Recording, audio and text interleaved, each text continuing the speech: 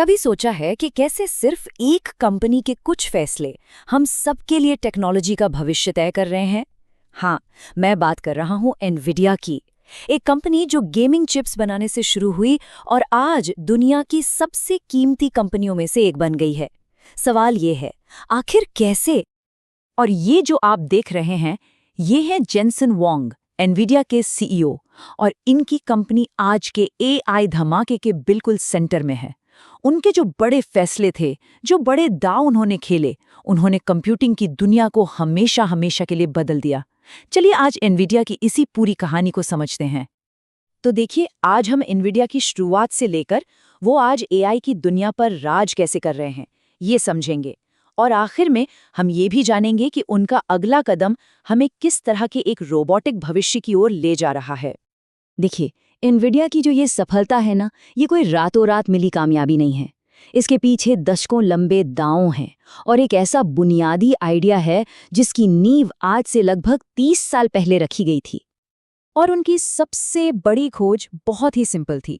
उन्होंने देखा कि कुछ काम ऐसे होते हैं जिन्हें लाइन से एक एक करके ही करना पड़ता है, लेकिन ज्यादातर काम ऐसे होते हैं जिन्हें एक साथ, मतलब एक ही समय पर किया जा सकता है। बस इसी एक सोच ने टेक्नोलॉजी की दुनिया में क्रांति ला दी। तो चलिए अब उस बुनियादी आइडिया को समझते हैं जिसने एनवीडिया को सिर्फ एक वीडियो गेम चिप बनाने वाली कंपनी से एक ग्लोबल टेक पावर हाउस में बदल दिया। तो ये सारा खेल सीपीयू और जीपीयू के बीच के फर्क का है। सोचिए, एक सीपीयू यानी सेंट्रल प्रोसेसिंग यूनिट एक स्पेशलिस्ट की तरह है। वो मुश्किल से मुश्किल काम को लेकिन एक एक करके करता है। वहीं दूसरी तरफ है जीपीयू यानी ग्राफिक्स प्रोसेसिंग यूनिट।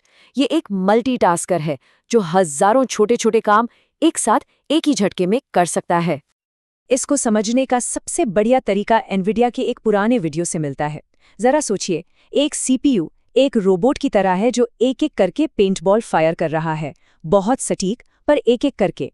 वहीं एक जीपीयू बंदूकों की एक पूरी दीवार है जो एक ही पल में हजारों पेंटबॉल फायर कर देती है। बस यही है पैरेलल प्रोसेसिंग यानी समानांतर प्रोसेसिंग की असली ताकत। और इस जबरदस्त पैरेलल प्रोसेसिंग पावर का मतलब ये था कि वैज्ञानिक अपना जीवन भर का काम अपनी जिंदगी में ही पूरा कर सकते थे। एक क्वांटम केमिस्ट ने हुआंग से कहा कि एनवीडिया की वजह से वो काम कर पाए जो शायद उनकी पूरी जिंदगी में भी संभव नहीं होता। ये किसी टाइम ट्रैवल से कम तो नहीं था, है ना? अब एनवीडिया को ये समझ आने लगा था कि उनके हाथ में जो चीज़ है वो सिर्फ गेमिंग से कहीं ज़्यादा बड़ी है, वो कुछ बहुत बड़ा कर सकती है। इसलिए उन्होंने एक बहुत बड़ा दाव खेला। उन्होंने इस ताकत को पूरी दुनिया के लिए खोलने का फैसला किया। और इसी सोच के साथ 2006 में उन्होंने लॉन्च किया कूडा। ये एक ऐसा टूल था जिसने दुनिया भर के प्रोग्रामर्स को जीपीयू की इस सुपर पावर का इस्तेमाल किसी भी काम के लिए करने की आज़ादी दे दी। और ये एक बहुत बड़ा रिस्क था। एनवीडिया ने बस इतना सोचा कि अगर हम ये शक्ति दुनिया को देंगे तो वो इससे कुछ कमाल का बना ही लेंगे। तो यहाँ आप देख सकते हैं कि सारी कड़ियाँ कैसे जुड़ती हैं। 90 के दशक में पैरेलल प्रोसेसिंग के आइडिया से शुरुआत हुई, जिसने गेमिंग में क्रांति ला दी। फिर 2006 में कूडा ने इस पावर के दरवाजे सबके लिए खोल दिए। और ठीक इसी वजह से 2012 में एआई का वो बिग बैंग मोमेंट आया। अब बात करते हैं 2012 के उस पल की जिसने उस मॉडर्न एआई क्रांति की चिंगारी जलाई जिसमें हम आज जी रहे हैं। साल 2012 में इमेज पहचानने की एक प्रतियोगिता में एलेक्सनेट नाम के एक एआई मॉडल ने सबको हैरान कर दिया। जहां बाकी मॉडल्स की गलती करने की दर 26% से ज्यादा थी, वहीं एलेक्सनेट की गलती सिर्फ 15.3% थी। ये एक जबरदस्त छलांग थी और ये सब मुमकिन हुआ था एनवीडिया के जीपीयूज की वजह से। और जैसे ही जेनसन हुआंग और एनवीडिया की टीम ने ये देखा, वो समझ गए कि ये कोई छोटी मोटी जीत नहीं है। ये एक ऐसा पल था जो सब कुछ बदलने वाला था, और उन्होंने पूरी की पूरी कंपनी को इसी एक दिशा में लगा दिया। तो गेम बदलने के बाद अब आगे क्या? हुआंग का विजन है अगले दशक के लिए फिजिकल एआई, यानी सीधे साधे शब्दों में कहें तो रोबोट्स।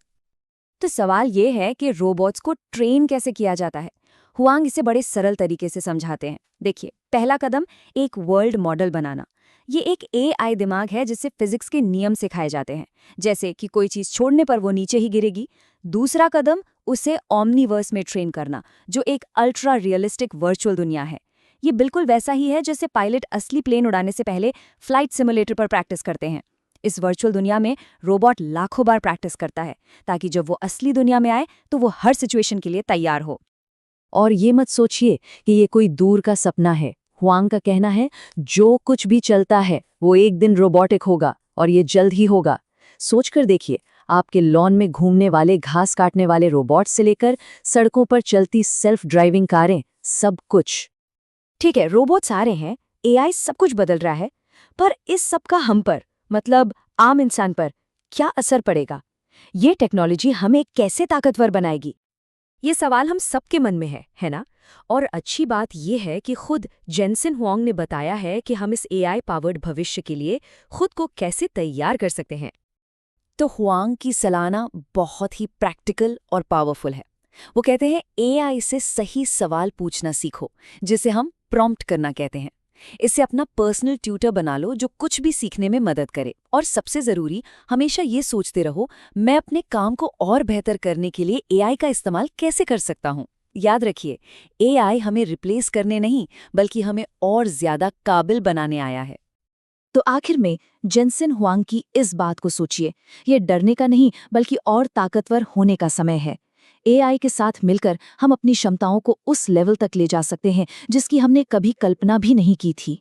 हम सब एक तरह से सुपर ह्यूमन बनने की राह पर हैं।